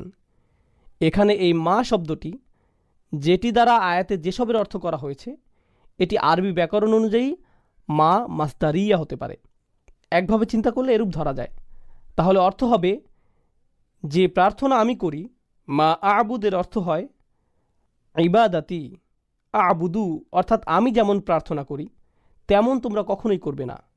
মা শব্দটি দ্বারা এক হিসাবে এমনটাই বোঝাচ্ছে, যে ধরনের যে প্রকৃতির উপাসনা আমি সৃষ্টিকর্তার করি তোমরা তা কখনোই করবে না। সৃষ্টিকর্তার একজন দাস হওয়া, প্রার্থনাকারী হওয়া, এটি আমার নিকট যে অর্থ বহন করে তা তোমাদের নিকট কখনোই একই অর্থ বহন করে না।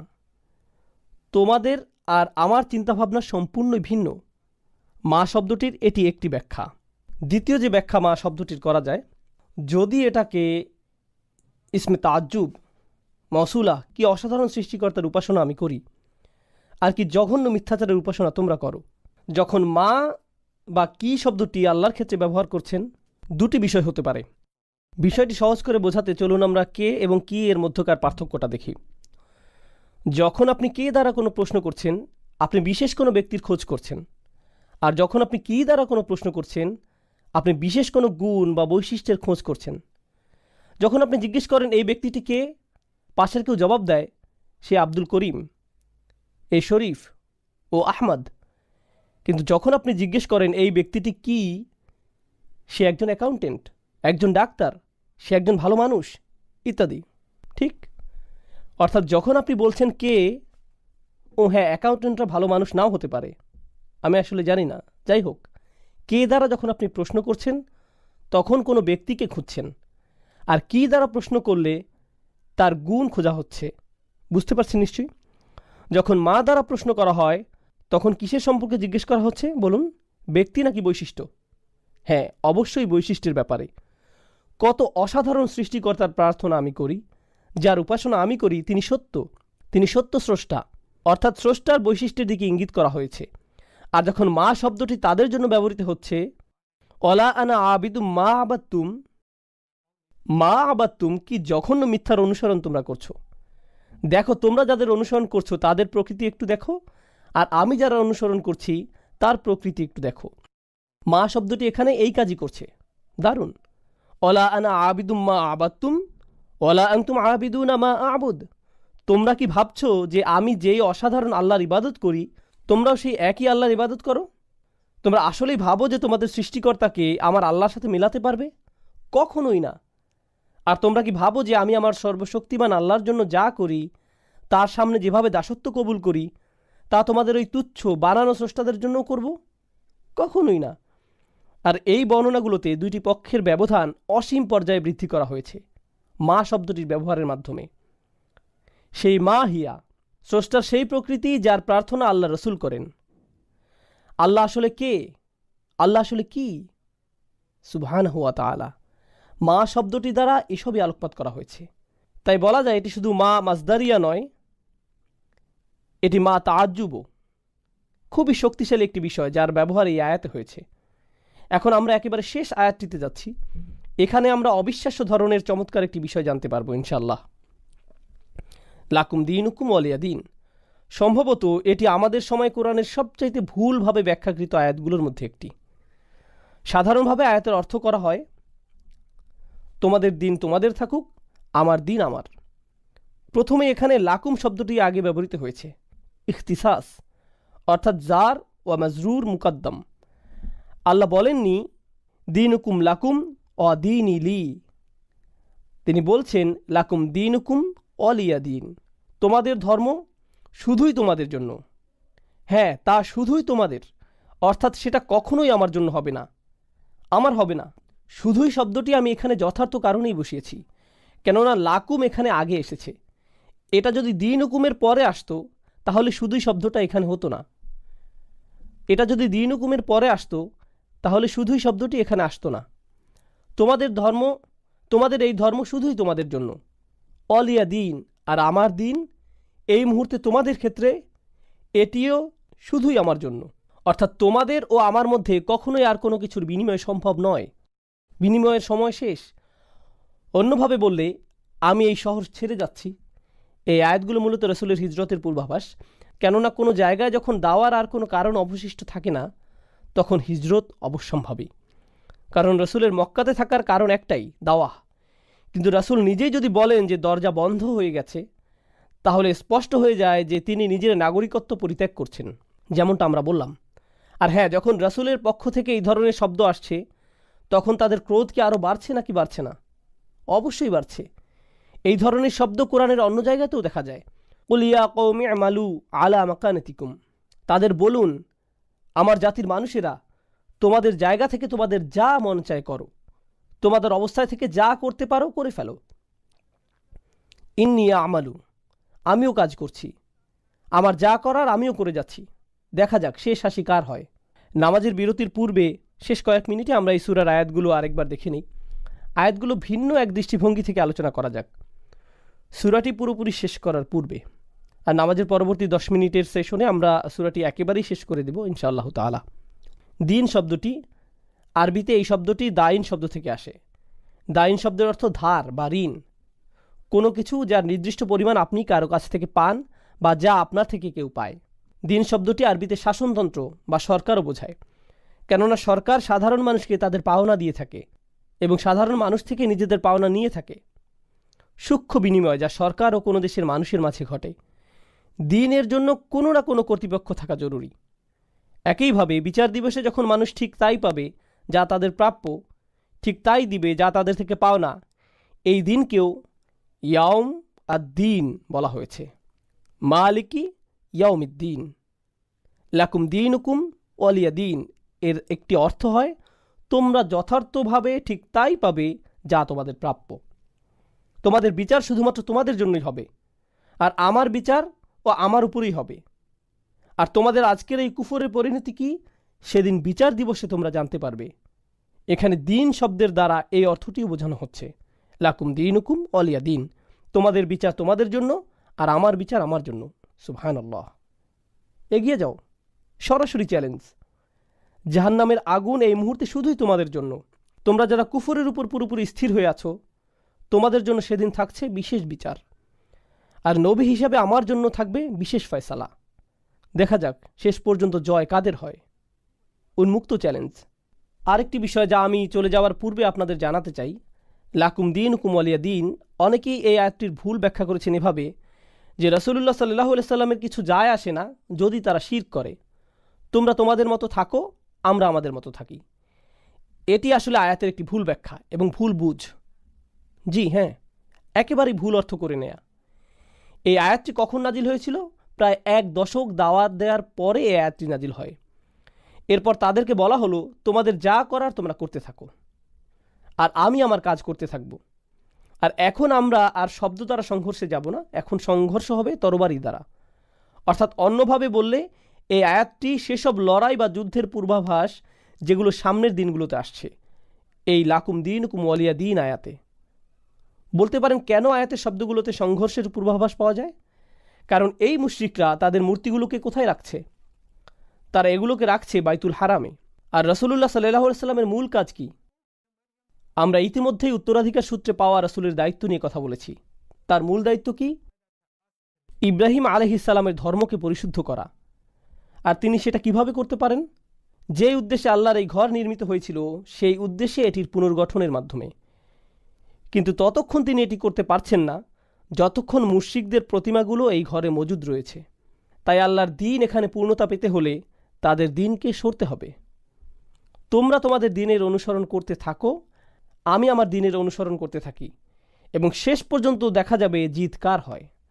তাই আল্লাহ বলেন, হুয়াল্লাযী আরসালা রাসূলাহু বিল হুদা ওয়া দীনিল হক লিইয়ুযহিরাহু আলাদ দীনি কুল্লিহি। তিনি তার রাসূলকে পাঠিয়েছেন, আল্লাহ তার রাসূলকে পাঠিয়েছেন হিদায়াতের সাথে এবং সেই সত্য দিনের সাথে, যাতে এটি অন্য সকল যত দিন আছে সেগুলোকে পরাস্ত ও নিষ্প্রভ করে দিতে পারে। দিনের অন্যান্য যত রূপ সবগুলোই পরাভূত হবে। ওয়ালাউ কারিহাল মুশরিকুন, যদিও মুশরিকরা বিষয়টি ঘৃণা করে, যদিও তারা এটি অপছন্দ করে, তো তোমরা যা করার করতে থাকো, কিন্তু সেগুলো সবই বৃথা হবে। আমার দিন ইতোমধ্যেই নিশ্চয়তা পেয়ে গেছে। আর হ্যাঁ, দিন শব্দটি পরবর্তী আয়াতে আরও বেশি স্পষ্ট হবে। আরাআইতান নাস ইয়াদখুলুনা ফি দীনিল্লাহ, দিন শব্দটি আবারও আসছে। আর সেখানে আমরা জানতে পারবো যে সংঘাতের শুরু এই সূরাতে হয়েছিল।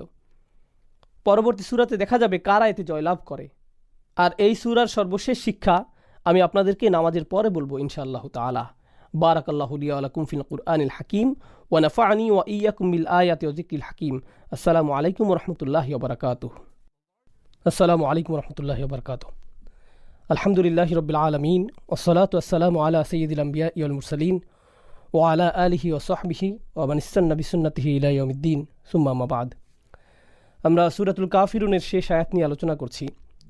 একেবারে শেষ বক্তব্য রাখার পূর্বে অতিরিক্ত দুইটি বিষয়ে কিছু কথা বলবো ইনশাআল্লাহ তাআলা। প্রথম কথাটি হচ্ছে, আগের সূরাতে আমরা দেখতে পাই মক্কার কুরাইশরা রাসূলুল্লাহ সাল্লাল্লাহু আলাইহি সাল্লাম ও তার পরিবারের উপর একটি ব্যক্তিগত আক্রমণ করে। বাতারা মুহাম্মাদুন, এই শব্দটির দ্বারা তারা আক্রমণ শুরু করে, মাআযাল্লাহ। এর দ্বারা তারা বোঝায় যে রাসূলের বংশের শিকড় কেটে গেছে এবং বেশি দিন আর স্থায়ী হবে না। গত সপ্তাহে এই বিষয়ে আমরা বিস্তারিত আলোচনা করেছি, আপনারা চাইলে মনে করে নিতে পারেন। এই আক্রমণের জবাবে আল্লাহ সুবহানাহু ওয়া তাআলা রাসূলের সকল অনুসারীদের বললেন না যে তোমরা সবাই বলো, কারণ রাসূল যখন কুরাইশদের প্রতিমাগুলো থেকে নিজেকে দূরে সরিয়ে নেবেন, স্বাভাবিক যে তার অনুসারীরাও সেটাই করবেন। কিন্তু আল্লাহ তাআলা তাদের কিছুই বলতে বলেননি। তিনি বলেননি কুলু ইয়া আইয়ুহাল কাফিরুন, তোমরা সবাই বলো আইয়ুহাল কাফিরুন। এভাবে বলার জন্য আল্লাহ সুবহানাহু ওয়া তাআলার পক্ষ থেকে তাগিদ আসেনি, বরং আল্লাহ শুধুই রাসূলকে বলতে বলেছেন কুল ইয়া আইয়ুহাল কাফিরুন, শুধু তুমি বলো, তাদের একাই বলো। এর কারণ হচ্ছে, যেহেতু কুরাইশরা ভেবেছে যে রাসূলের পরিবার আর বাড়বে না, তিনি একা যথেষ্ট নন, একা তিনি কিছুই করতে পারবেন না। আল্লাহ আযজা ওয়া জাল্লা স্পষ্ট করে ঘোষণা দিলেন যে রাসূল একাই তাদের জন্য যথেষ্ট। রাসূল সাল্লাল্লাহু আলাইহি সাল্লামের আর কাউকেই প্রয়োজন নেই। এটি কোরআন থেকে একটি বড় শিক্ষা আমাদের জন্য। কেউ কেউ মাঝে মাঝে বলে মুহাম্মদ তার অনুসারীদের ব্যতীত কিছুই করতে পারত না, মাআযাল্লাহ। খুবই জঘন্য ভাষার ব্যবহার। আমরা মুসলিমরা কখনোই এমনটা বলি না, অমুসলিম ইতিহাসবিদরা বিশেষ করে এমনটা বলে থাকে। মুহাম্মদ তার অনুসারীদের উপর নির্ভর করেছিল, এই ধরনের কথাবার্তা। এখন লক্ষ্য করুন আল্লাহ তাআলা কি বলছেন, ইল্লা তানসুরুহু ফাকাদ নাসারাহুল্লাহ। সূরা তাওবাতে আল্লাহ বলছেন, যদি তোমরা তাকে সাহায্য নাও করো, আল্লাহ তো তাকে ইতোমধ্যেই সাহায্য করে রেখেছেন সাল্লাল্লাহু আলাইহি সাল্লাম। তাই আমাদের দৃষ্টিভঙ্গি কখনো এমন হতে পারে না। আমাদের দৃষ্টিভঙ্গি, চিন্তাভাবনা হচ্ছে তিনি সরাসরি আল্লাহ তাআলা থেকে সাহায্য পেয়ে থাকেন, আমাদের সাহায্যের তার কোনো প্রয়োজন নেই। আপনারা মনে করতে পারেন হুনাইনের যুদ্ধের কথা, যখন সাহাবীরা হঠাৎ ভীত হয়ে রাসূলুল্লাহ সাল্লাল্লাহু আলাইহি সাল্লাম থেকে দূরে সরে গিয়েছিলেন।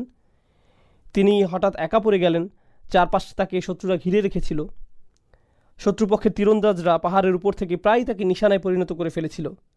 তিনি বলতে লাগলেন, আনা রাসূলুল্লাহ লা কাযিব, আনা ইবনে আব্দুল মুত্তালিব, আমি আল্লাহর প্রেরিত রাসূল, যা মিথ্যা নয়, আমি আব্দুল মুত্তালিবের নাতি। তিনি একাই সেখানে অবিচল দাঁড়িয়ে থাকলেন, বিন্দুমাত্র পিছপা হননি, অথচ তার সাথে কেউ ছিল না।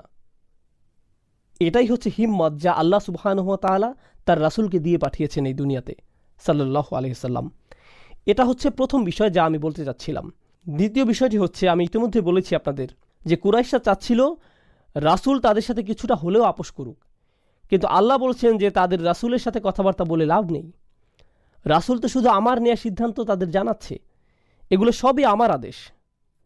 তাই সূরাটি শুধু ইয়া আইয়ুহাল কাফিরুন না বলে কুল শব্দ দিয়ে শুরু হচ্ছে, অর্থাৎ রাসূল সরাসরি তোমাদের বলছে না, বরং আমার আদেশে রাসূল তোমাদের বলছে।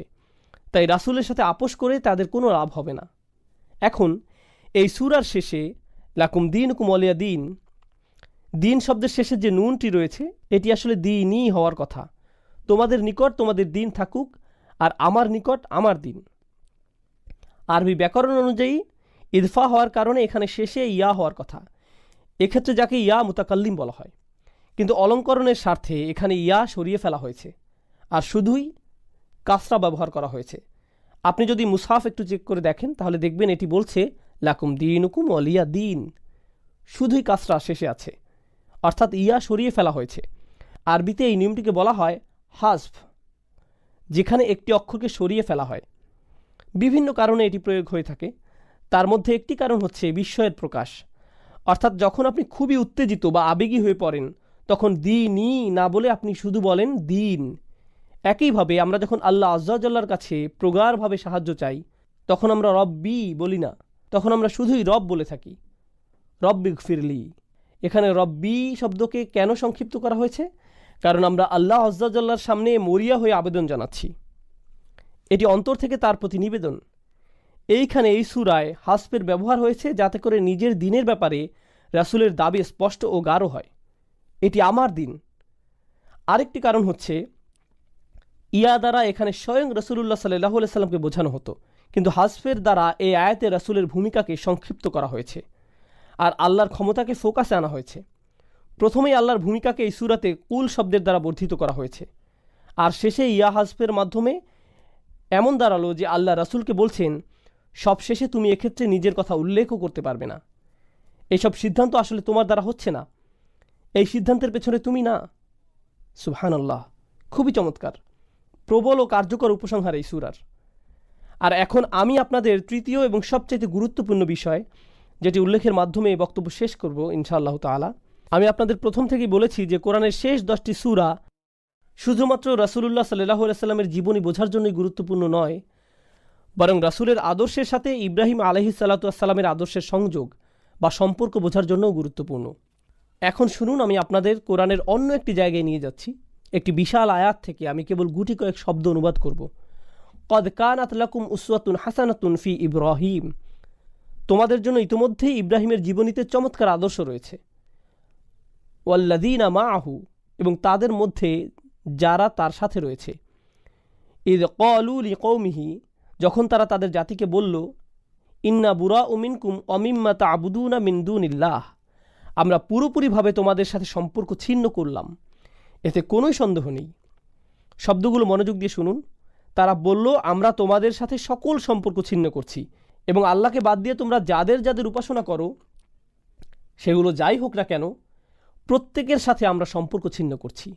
আমরা তোমাদের সাথে এবং তোমরা যাদের উপাসনা করো তাদের সাথে সম্পর্ক ছিন্ন করলাম। শব্দগুলো কি পরিচিত শোনাচ্ছে? সুবহানাল্লাহ। আর তিনি বলে গেলেন, কাফারনা বিকুম, আমরা তোমাদের প্রত্যাখ্যান করলাম। অন্যভাবে বললে, আমরা তোমাদের বিশ্বাসকে অস্বীকার করলাম, তোমাদের ধর্মকে তাকফির করলাম।